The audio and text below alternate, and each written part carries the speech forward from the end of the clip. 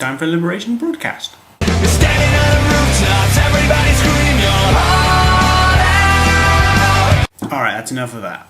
Yeah, I'm going to complain about the X Factor. Sit back down. Yes, today we're going to take on that spiteful little bully, Simon Cowell. You're all reasonable, intelligent people. You know why I wouldn't like the X Factor, even if you do like it. You know, I'm not gonna mention that it's cynical, exploitative, that it prides on human suffering, that it's contributing to the cultural decline of Britain as a society, that it's basically an enormous scam to line the pockets of Sony and Simon Cowell, that the entrants have a career shelf life that could be measured in milliseconds, that anyone with actually an ounce of talent who's just filtered out in the first round. You're telling me that you boys write your own songs? Yeah, that's right. Well, except for Ringo. Can we get them to do a cover of Jason Donovan? You know, I could list its faults, but I'm not going to. Normally, I would just leave it alone. It's no big deal. I don't like it. I don't have to watch it. Not this year. This year, we have a saviour. We have a white knight riding to our rescue. And it's in the very unlikely form of Rage Against the Machine. A 700,000 strong Facebook group has launched a campaign to make Rage Against the Machine's 1992 anti-authoritarian anthem Killing in the Name this year's Christmas #1 instead of the year's X Factor winner. At the time I'm recording this, Yanka's band's profanity-laden song is outselling Joe McElderry's cover of Miley Cyrus's Decline by a considerable margin. What if Rage Against the Machine was Stephanie Meyer's favourite band? Edward? Why did you bring me to a Venezuelan jungle? Death to the West! No blood for oil! Impeach Santa now! I'm not the world's biggest fan of Rage Against the Machine. They're a bit too new metal-y, I guess.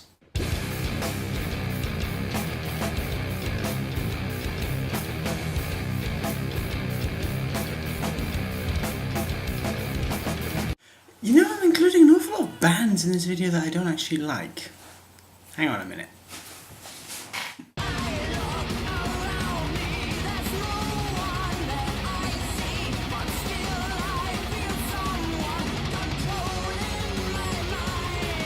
And I know Tom Morello's a very gifted guitarist, but sometimes he sounds more like he's having sex with his guitar than playing it. What's that?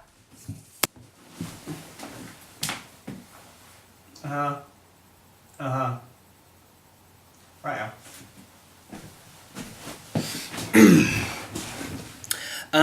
Apparently my co-host has something to say.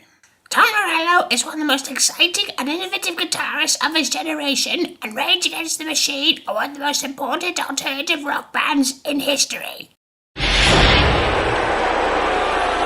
Well, much as I'd hate to argue with the mushroom, I remain unconvinced of the merits of Rage Against the Machine. It's a shame because I think their politics are really interesting. That's probably the best thing about them. Comrades, this day we shall show the fascist lapdogs of this so-called Simon Cowell the true power of our brotherhood. What sort of loser dresses up in military fatigues and complains about stuff? I mean, really.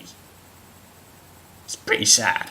It's not exactly the first attempt to try and dislodge the X Factor from the Christmas #1, and I just assumed it was doomed to failure. I'd rather Rage Against the Machine were #1 because I think that they're a better band with a lot more passion, a lot more creativity, a lot more artistic input than anything that the X Factor could possibly produce. But I didn't have any illusions that it was possibly going to actually become a Christmas #1. It's not like the Christmas #1 is a particularly hallowed institution, you know, that home of Mr. Blobby and Slade. It's Christmas! At first I thought, it's a harmless piece of fun, it's not important. Until Killing in the Name of started to win. The thing is, Killing in the Name of is winning. It's actually selling more. And I suppose what this is a call to arms. Say, we can do this. We can have a single with 16 uses of the word fuck in it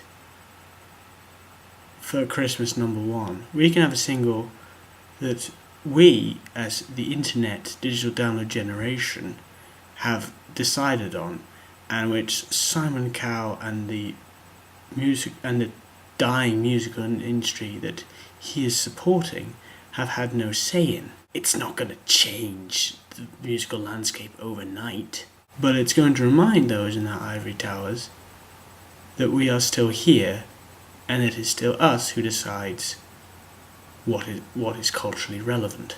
I wonder if next year we can get away with a song about tentacle porn. So, go to Amazon, go to iTunes, go to Play, wherever, and download Killing in the Name Of. For whatever reason, because you want to give Simon Cowell a bloody nose. And in this scenario, Toad has agreed to play Simon Cowell.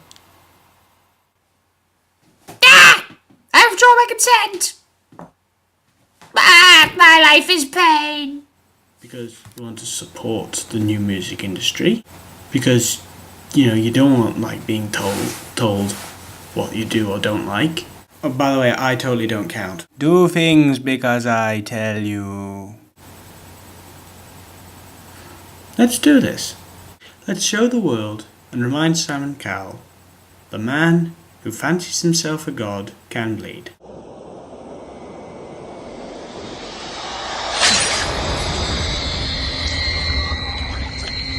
And for myself, I'm looking forward to explain to my grandmother how an anarchist band who uses the word fuck repeatedly in their songs somehow managed to become the Christmas #1.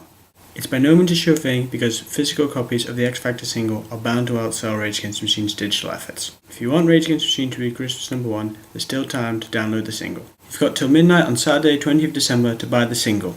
Good luck to us all, Merry Christmas, and I'll see you soon. Fuck you, I won't do what you tell me.